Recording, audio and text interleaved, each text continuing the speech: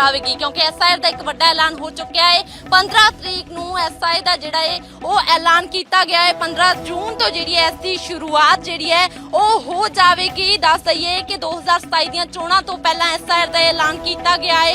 ਪੰਜਾਬ ਸਮੇਤ 19 ਸੂਬਿਆਂ ਦੇ ਵਿੱਚ एसआईआर ਦਾ ਐਲਾਨ ਕੀਤਾ ਹੈ। ਪੰਜਾਬ 'ਚ ਘਰ ਘਰ ਜਾਣਗੇ VLOs ਦਾ ਸਿੱਧੇ ਤੌਰ ਦੇ ਉੱਤੇ ਹੁਣ एसआईआर ਦਾ ਜਿਹੜਾ ਐਲਾਨ ਹੈ ਉਹ ਹੋ ਚੁੱਕਿਆ ਹੈ। 2027 ਦੀਆਂ ਚੋਣਾਂ ਤੋਂ ਪਹਿਲਾਂ ਇੱਕ ਪਾਸੇ ਇਸ ਤੇ ਸਿਆਸਤ ਪੱਖ ਦੀ ਵੀ ਨਜ਼ਰ ਆ ਰਹੀ ਹੈ क्योंकि एक पासे ईडी ਤੇ ਦੂਜੇ ਪਾਸੇ सीबीआई ਤੇ ਇਹ ਵੀ ਲਗਾਤਾਰ ਜ਼ਿਕਰ ਪਿਛਲੇ ਦਿਨਾਂ ਦੇ ਵਿੱਚ ਹੋ ਰਿਹਾ ਸੀ। एसआईआर ਦਾ ਪਹਿਲਾਂ ਵੀ ਵਿਰੋਧ ਉਹਨਾਂ ਹਲਕਿਆਂ ਦੇ ਵਿੱਚ ਉਹਨਾਂ ਸਟੇਟਾਂ ਦੇ ਵਿੱਚ ਕੀਤਾ ਗਿਆ ਸੀ ਜਿੱਥੇ ਇਲੈਕਸ਼ਨ ਹੁੰਦੇ ਨੇ। ਉਸ ਤੋਂ ਪਹਿਲਾਂ एसआईआर ਕਿਉਂ ਇੱਕ ਵੱਡਾ ਸਵਾਲ ਜਿਹੜਾ ਹੈ ਉਹ ਵੱਖ-ਵੱਖ ਧੜੇ ਵੱਖ-ਵੱਖ ਧਿਰਾਂ ਜਿਹੜੀਆਂ ਨੇ ਉਹ ਉਠਾਉਂਦੀਆਂ ਨਜ਼ਰ ਆਉਂਦੀਆਂ ਨੇ ਤੇ ਇਸ ਦੇ ਉੱਤੇ ਕਾਂਗਰਸ ਅਤੇ ਆਮ ਆਦਮੀ ਪਾਰਟੀ ਵੀ ਲਗਾਤਾਰ ਵਿਰੋਧ ਕਰਦੀ ਨਜ਼ਰ ਆ ਰਹੀ ਹੈ। एसआईआर ਦਾ ਲਗਾਤਾਰ ਵਿਰੋਧ ਹੋ ਰਿਹਾ ਹੈ ਪਰ ਇਹਨਾਂ ਵਿਰੋਧਾਂ ਤੋਂ ਬਾਅਦ ਵੀ एसआईआर ਦਾ ਐਲਾਨ ਪੰਜਾਬ ਦੇ ਵਿੱਚ ਹੋ ਚੁੱਕਿਆ ਹੈ। 2027 ਦੀਆਂ ਚੋਣਾਂ ਤੋਂ ਪਹਿਲਾਂ ਇਲੈਕਸ਼ਨ ਕਮਿਸ਼ਨ ਦੇ ਵੱਲੋਂ ਇੱਕ ਵੱਡਾ ਐਲਾਨ ਕੀਤਾ ਗਿਆ ਹੈ। ਸਿੱਧੇ ਤੌਰ ਦੇ ਉੱਤੇ ਇੱਕ ਵੱਡੇ ਐਲਾਨ ਦੇ ਵਜੋਂ ਇਸ ਨੂੰ ਦੇਖਿਆ ਜਾ ਰਿਹਾ ਹੈ। 15 ਜੂਨ ਤੋਂ ਜਿਹੜੀ ਇਸ ਦੀ ਸ਼ੁਰੂਆਤ ਪੰਜਾਬ 'ਚ ਹੋਣ ਜਾ ਰਹੀ ਹੈ। 2027 ਦੀਆਂ ਚੋਣਾਂ ਤੋਂ ਪਹਿਲਾਂ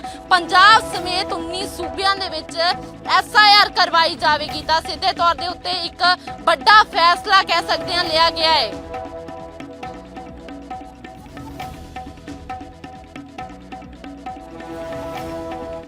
ਘੱਟ 3 ਵਾਰੀ ਜਿਹੜਾ ਹੈ BLO ਸਾਹਿਬ ਨੇ ਉਹਨਾਂ ਦੇ ਘਰ 'ਚ ਵਾਪਸ ਜਾਣਾ ਹੈ।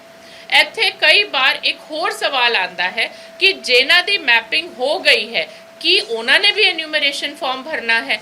ਤਾਂ ਇਸ ਚੀਜ਼ ਨੂੰ ਐਡਰੈਸ ਕਰਦੇ ਹੋਏ ਮੈਂ ਤੁਹਾਨੂੰ ਸਾਰਿਆਂ ਨੂੰ ਦੱਸਣਾ ਚਾਹਾਂਗੀ ਕਿ ਹਰ ਉਹ ਵੋਟਰ ਜੋ ਕਿ 2025 ਦੇ ਸੂਚੀ ਦੇ ਵਿੱਚ ਜਿਨ੍ਹਾਂ ਦਾ ਨਾਂ ਅੰਕਿਤ ਹੈ ਉਹਨਾਂ ਨੇ ਐਨੂਮਰੇਸ਼ਨ ਫਾਰਮ ਜਿਹੜਾ ਹੈ ਉਹ ਭਰਨਾ ਹੈ ਇਰਰਿਸਪੈਕਟਿਵ ਆਫ ਭਾਵੇਂ ਉਹਨਾਂ ਦਾ 2003 ਦੇ ਨਾਲ ਮਿਲਾਨ ਹੋਇਆ ਹੈ ਮੈਪਿੰਗ ਹੋਈ ਹੈ ਚਾਹੇ ਜਿਹੜਾ ਹੈਗਾ ਨਹੀਂ ਹੋਈ ਹੈ। ਜਿਹੜੇ ਐਨੂਮਰੇਸ਼ਨ ਫਾਰਮ ਕਿਸੇ ਕਾਰਨਵਸ਼ ਸਾਡੇ BLO ਨੂੰ ਵਾਪਸ ਨਹੀਂ ਮਿਲਦੇ ਹੈਗੇ despite their best efforts total 4 ਵਾਰੀ ਵਿਅਕਤੀ ਦੇ ਘਰ 'ਚ ਜਾਣ ਦੇ ਬਾਵਜੂਦ ਵੀ ਜੇ ਐਨੂਮਰੇਸ਼ਨ ਫਾਰਮ ਜਾਂ ਭਰਿਆ ਹੋਇਆ ਐਨੂਮਰੇਸ਼ਨ ਫਾਰਮ ਉਹਨਾਂ ਨੂੰ ਵਾਪਸ ਨਹੀਂ ਮਿਲਦਾ ਹੈ ਤਾਂ ਉਹ ਉਹਦੇ ਸੰਬੰਧ 'ਚ ਲਿਸਟ ਬਣਾਉਣਗੇ। ਉਹ ਲਿਸਟ ਦੇ ਵਿੱਚ 4 ਕੈਟਾਗਰੀਜ਼ ਦੇ ਵਿੱਚ ਇਹ ਲਿਸਟ ਬਣਾਉਣਗੇ। ਇਸ ਲਿਸਟ ਨੂੰ ASDD ਲਿਸਟ ਕਿਹਾ ਜਾਂਦਾ ਹੈਗਾ ਐਬਸੈਂਟ ਸ਼ਿਫਟਡ ਡੈਥ ਜਾਂ ਡੁਪਲੀਕੇਟ। ਇਹ 4 ਕੈਟਾਗਰੀਜ਼ ਦੇ ਵਿੱਚ ਉਹ ਇਹਨੂੰ ਡਿਵਾਈਡ ਕਰਨਗੇ BLO ਔਰ BLO ਇਹ ਪੂਰੀ ਲਿਸਟ ਨੂੰ ਜਦ ਤਿਆਰ ਹੋ ਜੂਗੀ ਮਹੀਨੇ ਦੇ ਅਖੀਰ ਦੇ ਵਿੱਚ ਇਹ ਹਰੇਕ ਵੈਬਸਾਈਟ ਦੇ ਉੱਤੇ ਹਰੇਕ ਪੰਚਾਇਤ ਘਰ 'ਚ ਹਰੇਕ ਅਰਬਨ ਲੋਕਲ ਬਾਡੀ ਦੇ ਦਫ਼ਤਰ 'ਚ EROs ਦੇ ਦਫ਼ਤਰ 'ਚ ਹਰ ਜਗ੍ਹਾ ਪਲੱਸ ਸਾਡੇ ਵੈਬਸਾਈਟ ਤੇ DOs ਦੇ ਵੈਬਸਾਈਟ 'ਚ ਪਬਲਿਸ਼ ਕੀਤਾ ਜਾਊਗਾ। ਇਹ ਤੋਂ ਇਲਾਵਾ ਇੱਕ ਹੋਰ ਚੀਜ਼ ਕੀਤੀ ਜਾਊਗੀ ਕਿਉਂਕਿ ਅਕਸਰ ਹੀ ਇਹ ਸਵਾਲ ਆਉਂਦਾ ਹੈ ਕਿ ਸ਼ਾਇਦ ਉਹ ਐਬਸੈਂਟ ਨਹੀਂ ਸੀਗੇ ਸ਼ਾਇਦ ਉਹ ਸ਼ਿਫਟਡ ਨਹੀਂ ਹੈ ਸ਼ਾਇਦ ਡੁਪਲੀਕੇਟ ਵੋਟ ਨਹੀਂ ਹੈ ਤਾਂ BLO ਨੇ BLA ਇੱਕ ਬੂਥ ਲੈਵਲ ਏਜੰਟ ਹੁੰਦੇ ਜੋ ਕਿ ਹਰੇਕ ਰੈਕਗਨਾਈਜ਼ਡ ਪਾਰਟੀ ਨੇ ਬੂਥ ਦੇ ਉੱਤੇ ਨਿਯੁਕਤ ਕਰਨਾ ਹੁੰਦਾ ਹੈਗਾ ਤੇ ਸਾਨੂੰ ਉਹਦੀ ਸੂਚਨਾ ਦੇਣੀ ਹੁੰਦੀ ਹੈ ਕਿ ਇਹ ਸਾਰੇ ਬੰਦੇ ਸਾਡੇ ਇਸ ਬੂਥ ਦਾ ਆ BLA ਹੈ ਇਸ ਬੂਥ ਦਾ ਆ BLA ਹੈ। BLO ਨੇ ਸਾਰੇ ਰੈਕਗਨਾਈਜ਼ਡ ਪਾਰਟੀਜ਼ ਨਾਲ ਮੀਟਿੰਗ ਕਰਨੀ ਹੈ। ਮੀਟਿੰਗ ਕਰਨ ਤੋਂ ਬਾਅਦ ਉਹਦੇ ਮਿੰਟਸ ਰਿਕਾਰਡ ਕਰਨੇ ਹੈ ਕਿ ਇਸ ASDD ਲਿਸਟ ਮੈਂ ਸਾਰੇ BLA ਸਾਹਿਬਾਨ ਨਾਲ ਸਾਂਝੀ ਕੀਤੀ ਹੈ। ਫਿਰ ਉਹ ਤੋਂ ਬਾਅਦ ਜਿਹੜੀ ਮਿੰਟਸ ਬਣਨੀ ਹੈ ਪਲੱਸ ਉਹ ਲਿਸਟ ਬਣਨੀ ਹੈ ਉਹਦੇ ਉੱਤੇ ਹਰੇਕ ਪੰਨੇ ਦੇ ਉੱਤੇ ਸਾਰੇ BLA ਸਾਹਿਬਾਨ ਦੇ ਸਾਈਨ ਹੋਣੇ ਹੈ। ਜੇ ਉਹਨਾਂ ਦੀ ਉਹਦੇ ਵਿੱਚ ਰਜ਼ਾਮੰਦੀ ਨਹੀਂ ਹੈ ਉਹਨਾਂ ਨੂੰ ਲੱਗਦਾ ਹੈ ਕਿ ਉਹ ਬੰਦਾ ਸ਼ਿਫਟਡ ਨਹੀਂ ਹੈ ਜਾਂ ਐਬਸੈਂਟ ਨਹੀਂ ਹੈ ਤਾਂ ਫਿਰ ਮੌਕਾ ਦਿੱਤਾ ਜਾਊਗਾ ਕਿ ਉਹ ਬੰਦੇ ਨੂੰ ਜਿਹੜਾ ਹੈਗਾ ਸਾਡੇ ਨਾਲ ਰਾਬਤਾ ਜਿਹੜਾ ਹੈਗਾ ਉਹ ਕਾਇਮ ਕਰਵਾ ਕੇ ਦੇਣ। ਇਹ ਤੋਂ ਬਾਅਦ ਸ਼ੁਰੂ ਹੋਊਗਾ ਫੇਜ਼ ਜਿਹੜਾ ਹੈਗਾ ਕਲੇਮਸ ਐਂਡ ਆਬਜੈਕਸ਼ਨਸ ਦਾ। ਕਲੇਮਸ ਐਂਡ ਆਬਜੈਕਸ਼ਨਸ ਜਿਵੇਂ ਮੈਂ ਤੁਹਾਨੂੰ ਦੱਸਿਆ ਸ਼ੁਰੂ ਹੋਣਾ ਹੈਗਾ ਕਲੇਮਸ ਐਂਡ ਆਬਜੈਕਸ਼ਨਸ ਤੋਂ ਪਹਿਲੇ 31 ਜੁਲਾਈ ਨੂੰ ਇਹ ਜਿਹੜਾ ਜਿੰਨੇ ਬੰਦਿਆਂ ਦਾ ਐਨੂਮਰੇਸ਼ਨ ਫਾਰਮ ਵਾਪਸ ਆਇਆ ਹੈ ਉਹਨਾਂ ਦੇ ਸਾਰਿਆਂ ਦੇ ਨਾਵਾਂ ਦੀ ਇੱਕ ਡਰਾਫਟ ਰੋਲ ਬਣੇਗੀ।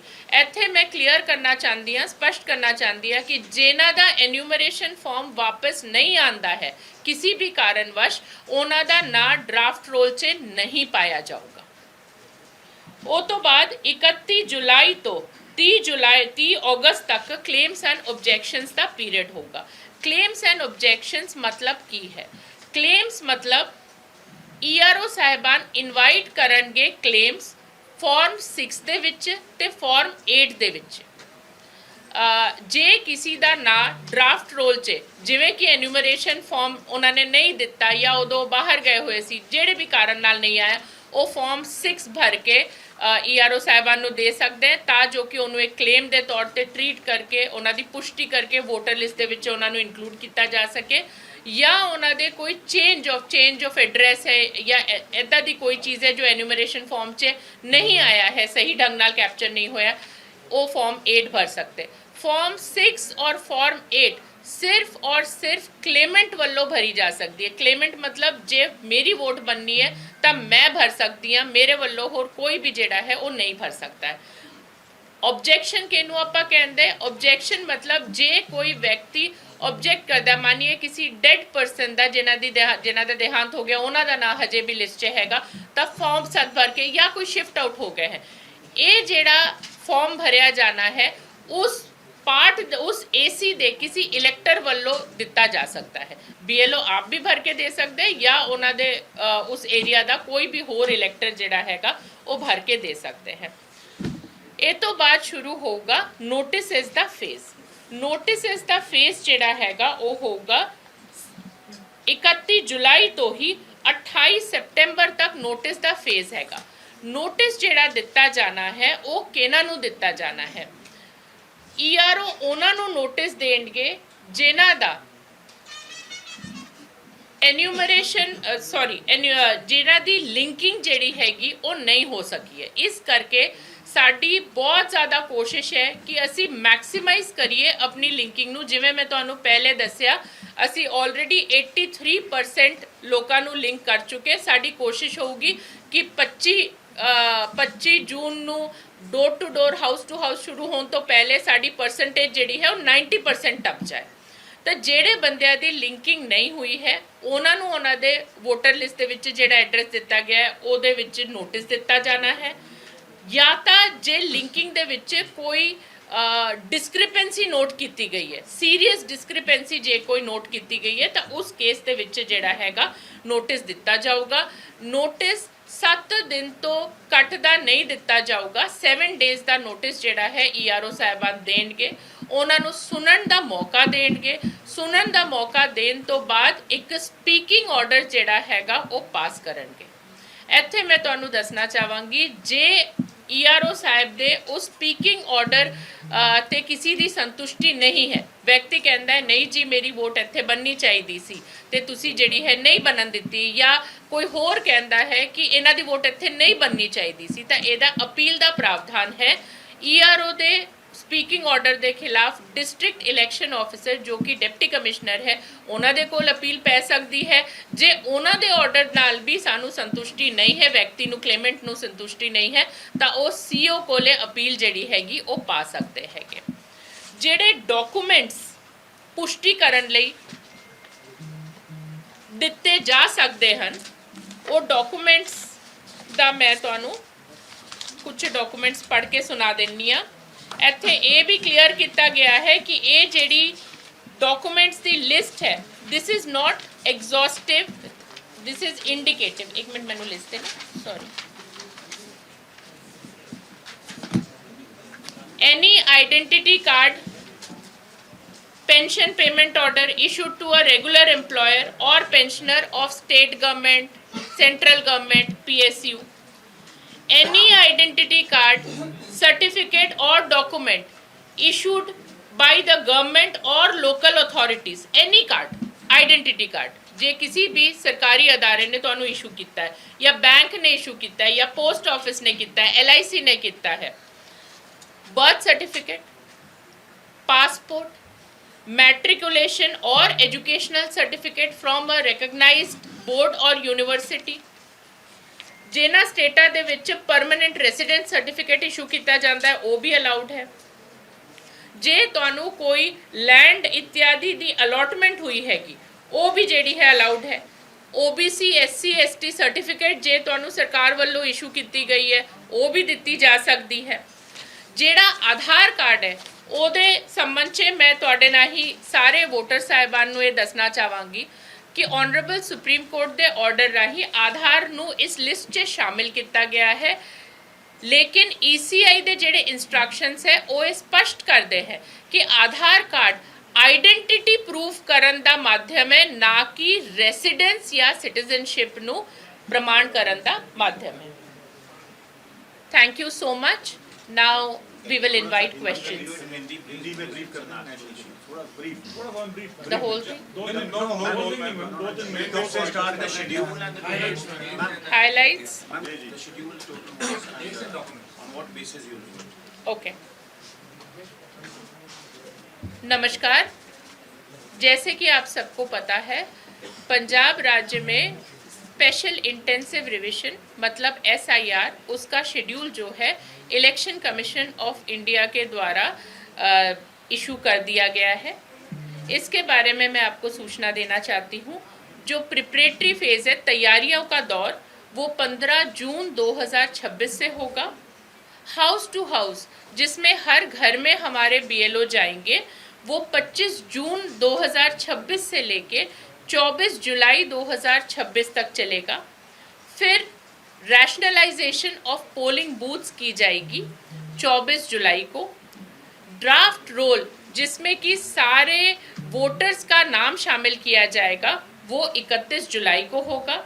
फिर क्लेम्स एंड ऑब्जेक्शंस का दौर चलेगा 31 जुलाई 2026 से लेके 30 अगस्त 2026 तक। नोटिसेस जो इलेक्टोरल रजिस्ट्रेशन ऑफिसर देंगे वो 31 जुलाई 2026 से लेके 28 सितंबर तक देंगे, और जो फाइनल वोटर सूची की प्रकाशन होगी वो होगी 1 अक्टूबर 2026 को। इसमें 24,000 से ज़्यादा BLO काम करेंगे, 2,500 के आसपास सुपरवाइजर्स, 117 EROs और 234 AEROs कार्यरत होंगे इस पूरे प्रक्रिया में। तैयारियों के दौर में एक दौर प्री SIR मैपिंग का भी था। जिस प्री SIR मैपिंग से हमारा मतलब ये है कि 2003 की जो वोटर सूची है, जिस साल में पिछली बार स्पेशल इंटेंसिव रिवीजन पंजाब में की गई थी, उसके साथ 2025 की वोटर सूची का मिलान। 2025 के वोटर सूची में जो 2 करोड़ 14 लाख लोग हैं, वोटर्स हैं, उनके 2003 के साथ मिलान कर लिया गया है।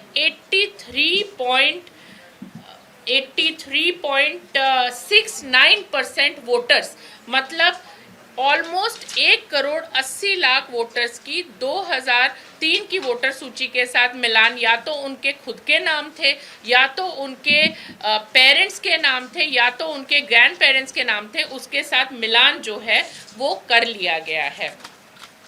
जो हाउस टू हाउस एन्यूमरेशन का फेज़ होगा उसमें BLOs बूथ लेवल ऑफिसर्स आपके घरों में आएंगे।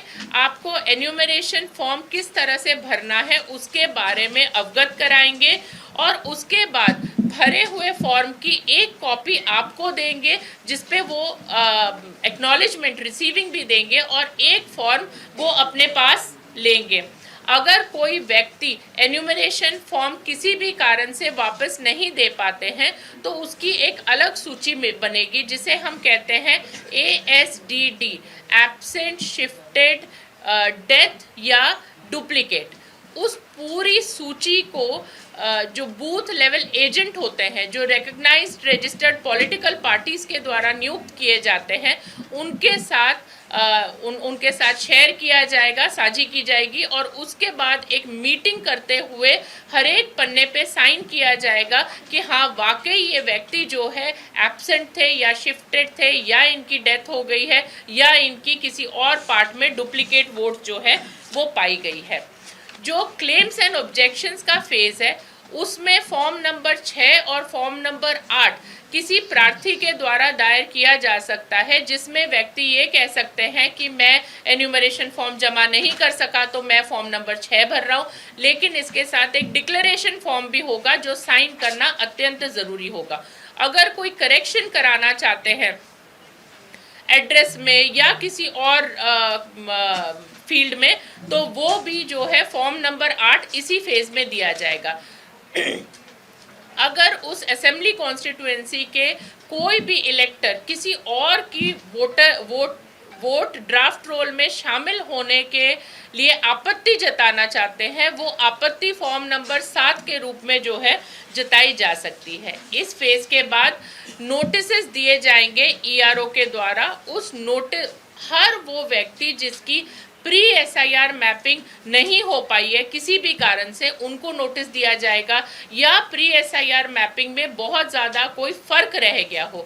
तो मैं सभी वोटर्स को रिक्वेस्ट करना चाहूँगी कि अब भी हम कोशिश कर रहे हैं कि ज़्यादा से ज़्यादा वोटर्स का प्री एसआईआर मैपिंग हो जाए। तो आप आज भी अगर चाहें, अभी से लेके 15 जून या इवन 25 जून तक आप हमारे बीएलओ से संपर्क कर सकते हैं, और अब भी आप अपनी प्री एसआईआर मैपिंग जो है करवा सकते हैं, ता जो कि नोटिसेस इशू करने की ज़रूरत ही जो है वो हमें ना पड़े। लिस्ट ऑफ डॉक्यूमेंट्स जिनकी ज़रूरत होगी आपको पुष्टि करने के लिए, वो है सरकार के द्वारा किसी भी भारत सरकार, स्टेट सरकार के द्वारा इशू किया गया कोई आइडेंटिटी कार्ड हो, कोई पेंशन के कागज़ हो, एससी ओबीसी सर्टिफिकेट हो, या बर्थ सर्टिफिकेट हो, या पासपोर्ट हो, या आपकी मैट्रिकुलेशन सर्टिफिकेट हो, इनमें से सारे सर्टिफिकेट्स ही